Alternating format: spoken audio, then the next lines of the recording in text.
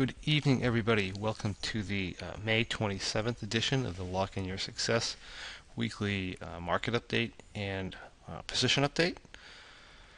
If you recall on the update last week, I was expecting a bit of a bounce, and then for the markets to turn around and make a slightly lower low before possibly or more than likely continuing back and continue in a sideways range.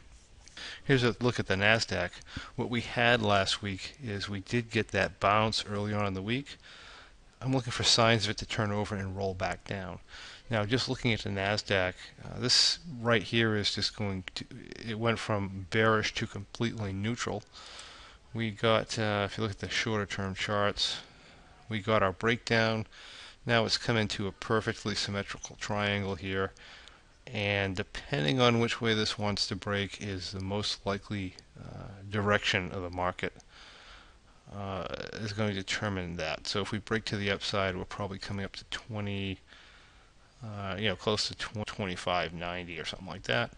And then we'll probably retest this line again and just kind of stay in a sideways range. That's what the NASDAQ's telling us. Let's take a look at the Dow. On the 60-day chart on the Dow, we've had our downtrend line, which has been in effect for a little bit. We did get a break of the downtrend line and a retest, and it looks like we're trying to form a bit of a bottoming pattern here. On the dailies, again, you can see that trend line break. This is it's less bearish. I don't know if I wouldn't call it bullish, but it's certainly less bearish than I was expecting. So it puts me a little bit into the opinion that this may go to the upside from here. The SPX, same type of deal. We had the downtrend line. I expected a bounce to this line and then for it to pull down lower. Again, we broke the trend line and we're hanging here, which is a little bit more bullish than I expected. And the Russell, we have pretty much the same thing, a little bit more bullish than I expected. If we take out the 60-day chart,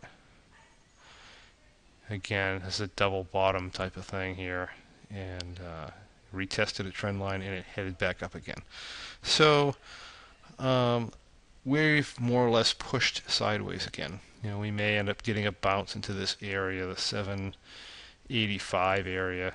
We may end up coming back down to the 750. Looks like this kind of wants to hold here. And even if we break, the chances of us coming down much more than 7.25 is pretty unlikely. So I'm of a sideways, more market confusion opinion, which is fine with me. That's good for us market neutral traders. So, that's my opinion. Sideways. We could be up a little, we could be down a little, but we're a little confused. I don't think we're going to get any major moves out of here. We'll see if that holds up or not. What's going to change my thoughts? Obviously, if the Russell breaks the 750 level and is confirmed with the other indices breaking down, then we're probably coming to 725. If it gets much under there, it's probably going to get pretty ugly down into this trend line here. If it breaks this trend line, it's getting real ugly. I mean, we're going to talk 600. On the upside, we got this area, which should be a pretty formidable resistance area. We start breaking over this 790 area, then we're probably going to have a nice shot up here to 850 and be testing new highs again. Like I said, I think it's sideways. And those are the points where I would change my opinion. All right, let's take a look at our positions. This here was the June Bearish Butterfly, and I say was because Friday was 21 days to expiration. I was over my profit target, my reduced 21-day to expiration profit target on Friday. So this position was pulled off, and it was pulled off for a profit of $760. If I include commissions, about $725. Our reduced profit target was $500. Our full profit target was $1,500. So we hit about half of our full profit target, and that's not bad for a very very easy, simple month. And on to July. We'll see how that does. Maybe that'll scale us in. Speaking of July, it was also 56 days from expiration for the July, so that was entered as well on Friday. I entered a 700, 750, 800 put butterfly, and I ended up getting that I was actually surprised, a fairly reasonable price at $10. I didn't think they would be that good. Actually, I wasn't thinking Friday was a very good day to enter before the holiday weekend.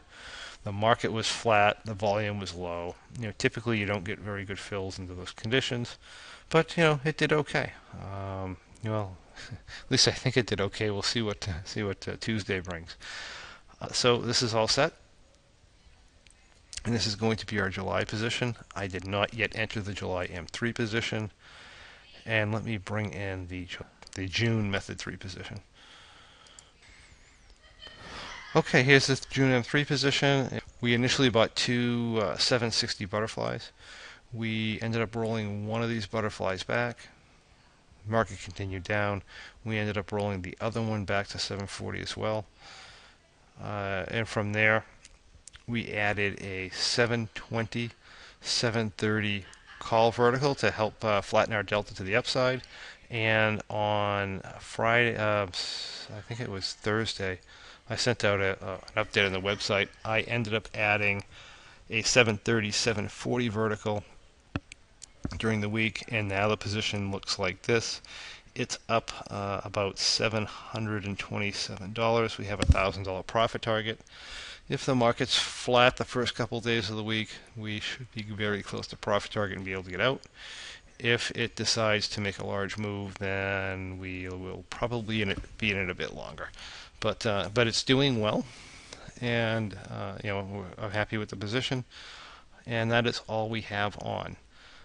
So just to recount, the markets look like they're going to be pushing relatively sideways for the week.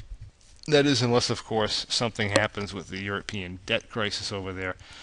That's either really good news or really bad news, and of course that could break us out either way. But void of any major news, it looks like we continue this sideways grind. All right, well, good night and happy trading, everyone.